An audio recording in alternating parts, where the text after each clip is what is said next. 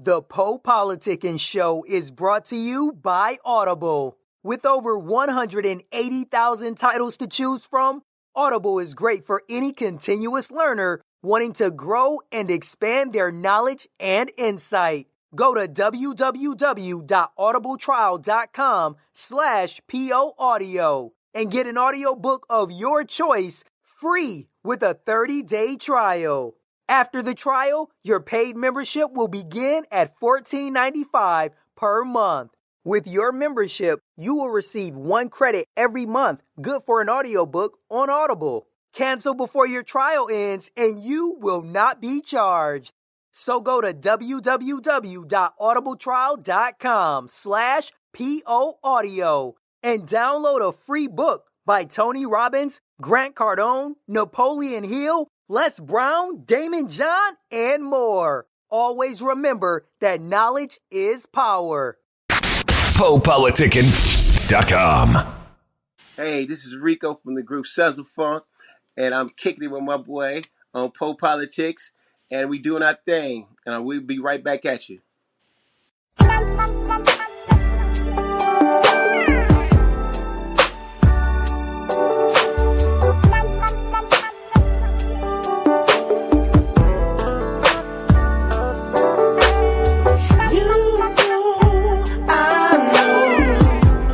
Gonna be a good girl. I can feel your water streaming down all around. Here's my love, and I qualified in your eyes. I can feel myself deeper, deeper inside. Your body, oh, lay by my side.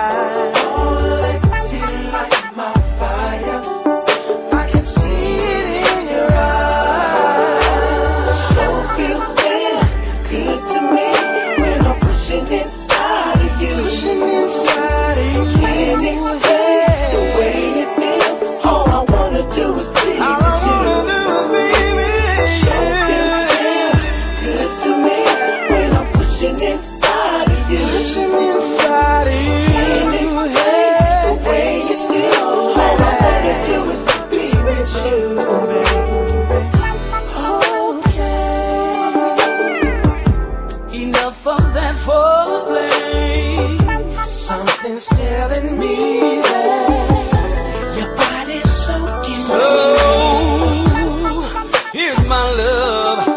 Am I qualified in your eyes? I can feel myself deeper, deeper inside. I'm laying by myself.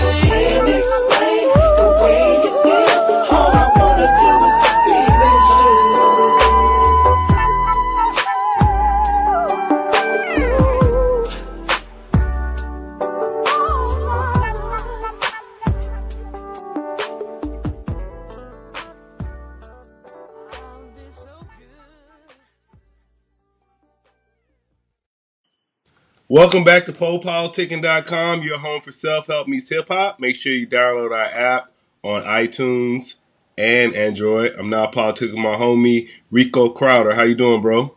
What's going on, bro?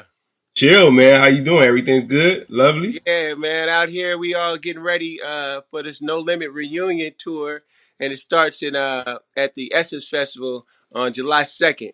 All right, that's So what's up. I'm jogging, lifting weights, trying to keep it right. Speaking of No Limit Reunion Tour, like I said, you was in the group Sons of Funk. So Yes, can you just sir. talk about your background a little bit? Let us know how you got involved with music before we get into the No Okay. Limit everything. Okay, well, I started out when I was 8 years old. My dad started me. He was in the music industry as well.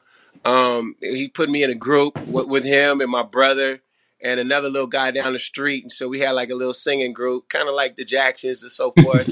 And so I started from there, and then hold on for a second. Hold on, let me go. So my cousins Dez and Greg, they were a lot younger than me. So, they was trying to do music too, but I always kind of blew them off because they was like younger little cats or whatever. And so my other cousin, Mark, we were singing together. We had a group called Destiny. But, through trial and error, that didn't really work too well. So one day I seen my cousin Dez at the Lake Merritt, man. It was springtime, Lake Merritt. He was like, "Cuz, what's going on?" He said, "Man, let's get together, let's do some music." I was like, "Well, you done got a little bigger now. Let me see what we got." I said it's a certain sound I was looking for, because at the time it was that New Jack Swing. Teddy Riley had the best drum sounds, keyboards, and that was a particular sound I was looking for, and nobody had this in the Bay Area at the time. Nobody. So my cousin was like, "Man, just come over and hear some of the music." Oh my God. I walked in the house, man. We went up to the room. He hit that play button and it was like magic, man. All the sounds that I wanted, the music was banging, it was hidden, it was everything I wanted. And the very first song that I heard that he played for me was a smash, right? But he didn't have any lyrics. I'm normally the one in the group who writes like the hooks and the lyrics to the song, especially back then. Now they got proficient in doing it. So, but especially back then, I was doing the majority of the writing of the songs, and Dez was doing a lot of the production on the songs. And so our very first song was "If Your Body Says Yes, Come On Over." And Mm-hmm. that was yeah, and that was like a local hit, man. Everybody, the song was so raw. I had some enemies that loved the song. They was like, "Man, we might not get along, but you wrote a badass song there, bro." Yeah, the shit was rolling. And so we had got a couple of more deals, with who was that? Who was Fuji's? Who was with the Columbia? It was Uh-huh. Columbia Records, and that didn't go too well. So we come back home, kind of dismayed. And I was at the barbershop. It was this real popular barbershop in Richmond, California, called Mark's Barbershop. Uh, and that's where everybody that was anybody came to that one particular shop, right? So Master P, he had just he had just came from New Orleans. So I walk in and I see this picture of this dude with these goals in his mouth.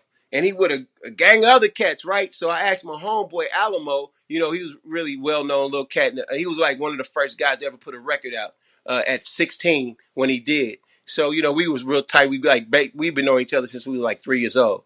So I looked at this picture. I said, "Who is this?" He said, "Oh, that's Master P from New Orleans." I was like, "Really, man? He look like he can do something, right?" Man, about 5, 10 minutes later, P walks into the barbershop. The brother had a personality, man, that was bigger than life. He had everybody in there rolling. Hey, don't get it twisted. P could easily stop rapping and become a comic. The Uh-huh. dude was hilarious, man. He was hilarious. So he recognized me from doing a lot of singing around town and different venues and stuff like Black Family Day in Sacramento at Davis. That was real popular. So he had said, he had seen me out there. And so we made a pact with each other right then and there, man. He looked at me. He said right next to me, man. He said, "Hey, man, if ever you make it, will you help me? And if ever I make it, I'll help you."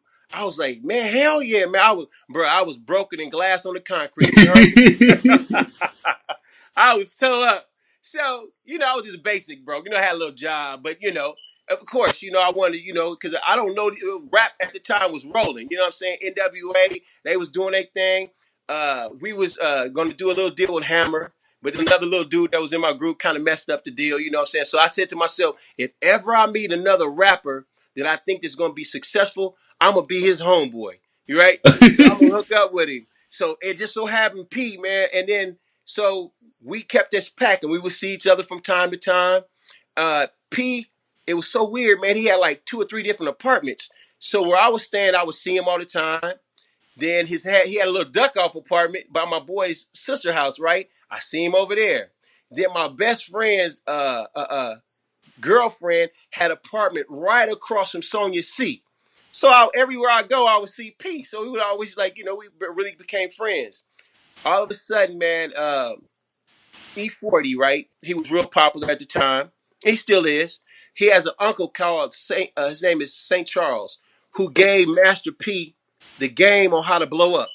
He said, P, you can't really do it around here. But if you go back home to the South, man, you're going to be successful. They had no idea how super successful he was going to be. Once St. Charles showed P how to really market and distribute the records to where it's going to be successful, P did it times 10. Okay, so we recorded, it was a really popular song, Pushin Inside You, right? So we long story short, man, we went to LA in a raggedy red truck, man. We had to hold it and drive all the way there, because if we didn't, if we hit a bump, it would fly and park, and we would go through the window, right? Right. So we traveled all night to get to LA, man. So something told me inside, man, say, go to Priority Records, right? I go to Priority Records. The first dude I see was you remember the show, TV show Urkel, Family Matters? Yeah. Eddie. The Yeah. first one I see was Eddie. So I gave Eddie Pushin Inside. He was like, "Oh my God, dog, this is a banger. This song is like it's like off the chain." So I was like, "Okay." So he gave me all his numbers. He gave me his assistant number and everybody's number. He said, "I'm gonna hook you up, man. You're gonna meet a lot of fake folks in LA. As you know, because you from California." I was like, "Yeah." He said, "But I'm gonna hook you up." So we was kind of still sad because we still didn't have nothing in our hand, right? And we had traveled all the way 500 miles to hook up another deal, and we had really nowhere to live. We was out there basically homeless, dog. Like real talk. We was basically gonna have to live in this red truck. Luckily, I knew this girl who told me we could stay with her in a 1-bedroom apartment. So I was like, "Oh, that ain't really gonna work." Okay. So we were sitting there, man. 15 minutes later, in comes P again, like at the barbershop. I swear, man, have you ever seen somebody who had a halo over the top of them? Oh my God. Bro, the dude had this halo. And I was like, whoa. I was like, oh, snap. But watch this. I had no idea P was a multimillionaire. No idea. All I heard from, coming from Richmond was P had got a record deal. He had possibly got between $150,000, $200,000 record deal, right? And I was just like, well, man, I might as well try to hook up with my boy, at least get something under my belt, right? So I said, P, man, what's going on? He's like, what's going on, man?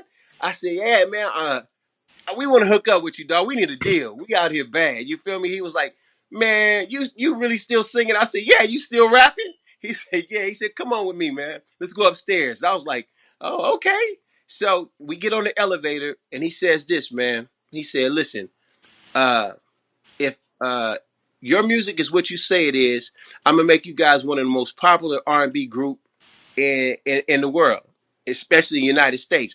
I was like, what? You serious? He said, yeah, man. I said, look, bro, you think we gonna be bigger than Jodeci? That was your goal, huh? That's all I wanted to do was be like Jodeci or bigger. That's all I cared about, right? So he's like, started laughing. He said, yeah, and I'm gonna put some money in y'all pocket too. I was like, for real? Oh my God. Okay. So he gets in the office. Man, Pete put on Pushing Inside You. It took all him two seconds, dog. He was like, man, get the contracts out. Sign these boys up, man. He said, man, listen, I'm gonna put $100,000 in each one of you guys' pocket. I was like, what? What 100? I ain't never seen that much money in my life, dog. Like, what the hell I'm gonna do with $100,000, right?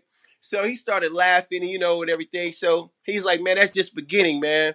So okay, we took the truck home. He flew us to Baton Rouge, where I got a house right now, and we went to the office and everything, and everybody greeted us, and we met the rest of the No Limit soldiers. C Murder, I already knew C really from Richmond because he was out there in Silk, and but the rest of the guys, Moby Dick, Mr. Servon, you name it, they was all there, and it was like really, they embraced us, and Pete opened up this safe, man. I never forget this, dog. He opened up this safe, and I swear the boy looked like Chase. I was like, bruh, did you rob Bank of America? What the hell? It's more money than I ever seen in my life, man. It was stacks and stacks of hundreds, all in this one safe. So he grabbed out a stack. He threw one. He threw about a $500,000, right? Because he promised 100,000 a piece. I was like, oh my God, right? So he was like, man, that's just the beginning, right? So okay, so everything was going swell, man. We got to meet everybody. They put out the song. P sold millions of singles of Pushing Inside You. Okay, so we back home. We didn't even know we was successful by this time. We just knew that the man gave us this money. We kind of hearing that, we doing okay. We had no idea, man. So one day he calls us out of the blue and said, hey man, you guys want to go to the Bahamas? I was like, hell yeah. I was like, well, bro, you just gave us all this money. Can you afford all this? He started laughing. He said, yeah, man, I got a few bucks, it's all good. So, okay, he flies us to the Bahamas. So the first person I see when I get off the plane is C Murder. And he's smiling ear to ear. He was like, man, y'all boys done blew up. Y'all like superstars out here. I was like, bro, you lying. He was like, man, I'm kid you not. So they presented us with our tanks and plaques and everything. And at the time we was I don't know if you remember it was a BRE, Black Radio Exclusive. And we all went there. And then, Master P is a great guy, man, but he's very meticulous about people he's around. He don't like a lot of mess. He don't like a lot of, he don't like, a bunch of things that can go wrong. You know what I mean? So what he did was he knew all of us wanted to party, so he rented this party boat, huge party boat, man. He invited certain select people. I think R. Kelly came and Nunez. I think it's a guy. I forget his name. Anyway, he's a TV star or whatever. He invited certain people to come on. We had our own party on this boat, and everybody was looking from the beach, like wishing to God they could be on this boat with us, man. And we had a ball. Okay, so fast forward, we go home, and then so he calls us. He calls us and says, "Hey, man, I need y'all to come on, fly to LA, and I need y'all to come sing on this song I got called I Really." Homies, right? I was like, all right. So I got the fellas together. We flew to LA. And so before we went to the studio and sang the song, he called me to his room. He said, Reek, let me hear what y'all been working on for your album. I said, okay, shit. So I stay ready. If I stay ready, I gave him the CD. It was I Got the Hookup, right? It was the music, but he named it I Got the Hookup. And believe it or not, we were actually about to me and Dez was about to throw that song away. I was like, Dez, hold on, man. We might want to keep that song. Something about that, it does something to me when it comes on, right? He said, all right. So we wrote the lyrics to it, whatever. So I played it for P, and he was like, man, y'all boys done did it again. He said, man, I'm going to tell you what.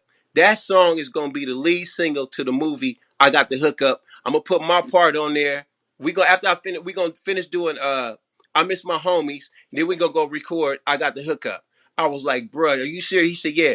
I need y'all to don't even worry about going back home. We finna fly back to Baton Rouge, and y'all gonna stay there for like 3 months. And then we gonna be back and forth to LA doing the movie, and y'all gonna be working on your album. I was like, wow, man. It's like my whole life has been this wonderful whirlwind ever since. Okay, so the movie we finished the album and everything, and we got to LA, and we had one more song to do. And he said, well, when you guys are done, call me. I'm going to have a limo come pick y'all up and bring you back to Priority Records. I was like, okay, cool. So we finished and we get back to Priority, man. So we goes up in the office and everything, and they listening to the album, and P was like really pleased by what he's hearing, right? He's like, hey, man, you guys really did some really good work. He said, listen, man, What kind of cars y'all want? I was like, what? Now, mind you, I still got a lot of money. I still got a lot from that $100,000, right? I ain't had no bills. I had no kids. I ain't had nothing, You like, right? I still So, got 90,000, huh? yeah, I'm like out of control, right? So, said, well, hell, let me test the water. He was like, okay, we're gonna go down to the Mercedes-Benz place right here in Beverly Hills and get y'all all brand new Benzes. I was like, we finna do what? And he said, yeah, matter of fact, call up the realtor. All you guys are gonna we're gonna buy you guys houses right here in Sherman Oaks, California. I was Mm. like, we are about to what? He said, yeah, man, P spent like, ooh, man, at the time I think like almost $1.5 on us within 30 minutes. And he didn't blink an eye. Much? Huh? How much you say? Like 1.5 million in 30 minutes and didn't blink an eye. Damn. I was like, oh my God. So after that, man, like it's just like my whole life has just been on a just straight up wonder. It's like my whole life has been like Forrest Gump. I just seem to meet the right people, man, and you know, the right thing happens to me. So it's been a wonderful thing. Like I said, now the stars is lining up again. We all about to get together for this reunion, and then we're supposed to talk about a reunion tour with and then we're gonna be doing all the United States, Europe, and China. Yeah, I was gonna ask you too. So another thing fans want to know. So y'all was together from '97 to '99. Then y'all took a break. Well, Wikipedia said y'all retired, but then look, y'all got back together in Right, 2014. So right. what happened? Like, why we only got one album? Sound like y'all really was like jealousy or something. Yeah, yeah. Honestly, you know, it's like okay, we have been trying for so long and so hard, and and finally we got the houses, we got the cars, and everything, and we got the money, and I think we kind of just took a little hiatus. But let's see, about this is what is 2017, about three 3 years ago, man, we all did get back together. Everybody came to my house and we recorded a wonderful album. If you go on YouTube now, you can see like a lot of the new stuff that we had done. And we shot a video. We did a remake to Pushin Inside You, which was really great. And so what we really been doing is kind of being patient because we kind of knew that P was gonna get us all back together. Uh, a matter of fact, C Murder. I'm not C Murder, but Silk. We all did a show with him in Nebraska, and he had told me, he said, "Listen, man, I'm gonna keep it real with you. P is gonna we all gonna get back together, man. See, just don't tell everybody, but we all getting back together.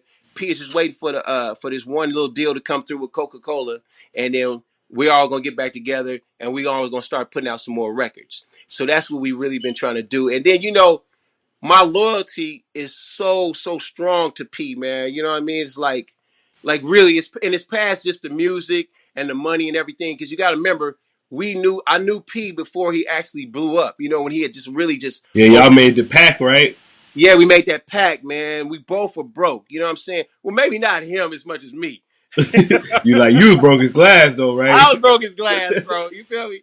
So that's what we were, man. So my loyalty, and we could have actually went with another record company or whatever, but we really soldiers, man. We really true no limit soldiers. So I've been waiting on the colonel to give me the call. We got the call, and we about to be back, dog. You about to see it, and it's finna come, and we finna come hard. Yeah, I've been say too. Like I noticed, with record labels and owners, like it's never like nobody from No Limit ever came out and spoke bad on him. And even on interviews, like he don't let Mm, nobody talk bad about the artist and nothing like that. So no, man, seems like no. he very solid guy. Oh, extremely solid, man. I'm telling you, the brother will literally give you the shirt off his back, man. And he literally did that for me one time. Man, the man had on this Versace shirt. I don't know how many thousands of dollars that brother paid for that shirt, but I wanted that damn shirt so bad. I say, Colonel, bro, like, I know you done done a lot for me, man, but laughing at me, man. He said, man, you can have this shirt, man. I got another one. And he gave me a shirt, man. And I was so happy to have that Versace shirt, man. I'll never forget it was You're like, I black. still got it, huh? Hey, like, I still got that damn shirt. All I right, so sure do. you was talking about the No Limit tour, and you was saying y'all got more music coming up, and you was also Yeah, telling me about a TV show you working on, right? A dance yeah, show. man. Okay, the No Limit tour is coming.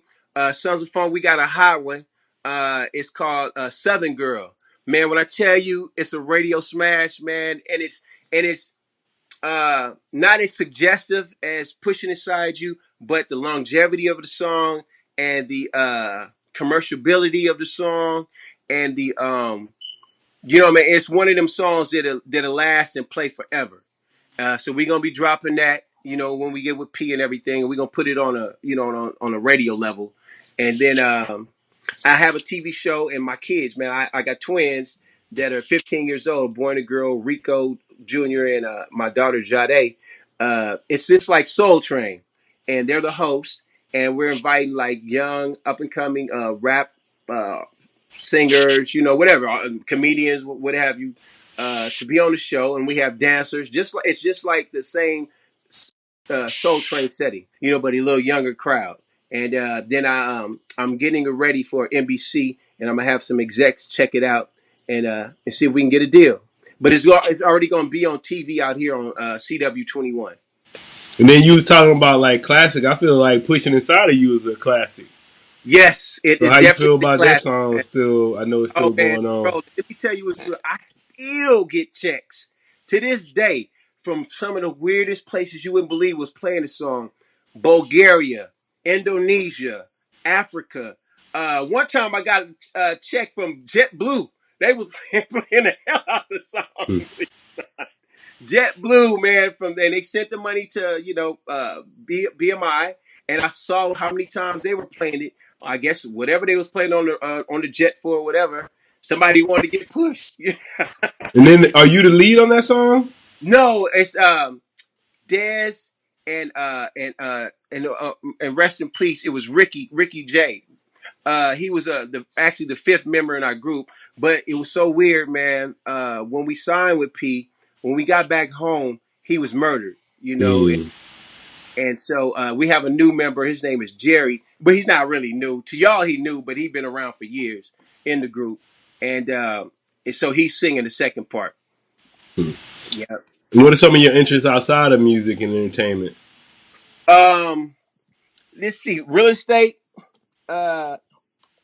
Let's see. Real estate. What else I got going? Um. My kids, man, travel. I'm just a regular dad, man. You know, I don't really do too much outside of just try to make sure that they live a, you know, adequate life and follow my footsteps as far as, you know, finishing school, finishing college. Matter of fact, I just got my master's degree in psychology. Well, congratulations. Yeah, Well, I got one in psychology too. really wonderful. Yes, Yeah, I like indeed. psychology a lot. And so that's what I'm doing, man, and just trying to make sure that they live a, you know, a good life, and looking forward to this tour, and then buying some more property. That's it. Yeah, That's all. we finna dig in some of this psychology a little bit. So, if someone asks you what are the keys of success, what would you say? Humble, being very humble, remembering exactly where you came from and who helped you. Never forget who helped you. Um, One thing I learned from Raphael Sadiq, man, he taught me, you know, like we all grew up together from the Bay Area. He also taught me that don't ever have any overhead, Rico. He said this music business is a very fleeting girlfriend. She's gonna mess with you, me, Jay Z, Master P, and she's gonna leave all of us. So get your money, buy everything like your home cash, your cars, buy everything cash so you don't have any overhead because you know that rainy day is gonna come and you don't want to be stressed out. You know, because this business can really stress you out. Then my mom taught me to have buy real estate and rental property and get at least 4 pieces of property and you'll never have to work again. Well, And you that's still got that 100,000, right? You still oh holding on man, to that, right? I didn't double tripled all that, man. I have a beautiful home here I built. It's they call it the mansion. I have like 5 or 6 condominiums that I own. You know, Did and you I'm just sell? doing my Did you thing. sell the Sherman Oaks home, or you kept it? Yeah, what I actually did was I took some money off of it and I flipped it out here, and then I end up selling it when the market got extremely high. What was that? Oh 06 or 07, somewhere around there, when the market really got high in California. Then I cashed out on it. So I did really well, man. So, what advice would you give to any new artists? Um, be humble, man. Be humble. What your boy said at Kendrick Lamar? Sit down, be humble. Yeah, sit down. Be But why is that humble. so important? Like, cause some of them, Cause they man, really feel like if they on that, like Kendrick. I mean, I don't know about Kendrick, but I mean, like, you really feel, you top rapper right now. They feel like they don't got to be humble. So, no, you have to, because whatever goes up gonna come down. And them same people that you saw coming up, you're gonna see coming down. And you're gonna need them. Another thing I learned from what's his name that owned Def Jam Records? Russell Simmons. Russell Simmons. He said, put as many cats as you can on. As many as you can, because your day is gonna come when you fall off, and you're gonna need to go to one of those cats that's gonna need to bring you back up. Okay, so like I'm saying, like Masterpiece putting everybody on still, and he's gonna help even the older cats. You know what I'm saying? And then somebody's gonna blow from there, and then he's gonna reap the rewards from it, and so will we. You see what I'm saying? And that's being humble. Master P honestly doesn't have to do a thing in the rest of his whole entire life, man. He still has $300 million. You feel me? So, but he's going back and he's still helping folks out. You know what I mean? At the same time, he's still going to reap some rewards. And that's my suggestion, best suggestion, man. And save your money, buy you a home before you buy that damn super duper car. You know what I'm saying? Because you can't sleep in your car, you can't raise a family in a car. You see, and have no overhead. That's the best suggestions I can give you. Oh, 4 pieces of property. Buy 4 pieces. You like to say to your fans, people that have been supporting your career so long? Well, it's been like 20 plus, almost 30 now, huh? Man, almost 30, man. Thank you. We love you. Sons of Funk, we doing it for you guys. And we're going to be right back in everybody's town. Guaranteed. Yep. All right, man. I want to say thank you for coming through Politick with me. I really appreciate it. Big I No Limit appreciate fan. you, man, for your time and everything. You want to tell them your social media and everything? I'm on Facebook, Rico Crowder.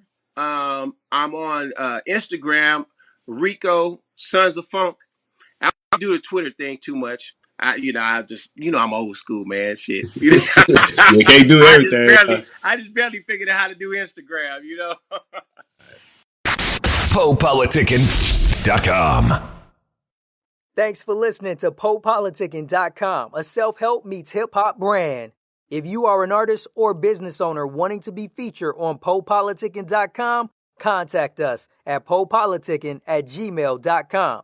That's PoPolitickin@gmail.com, or text 760-717-5803. If you're a listener that enjoys the show and wants to support, you can donate to PoPolitickin.com via PayPal.com. Please send donations to PoPolitickin@gmail.com. Any amount will be helpful in continuing to create quality content and shows.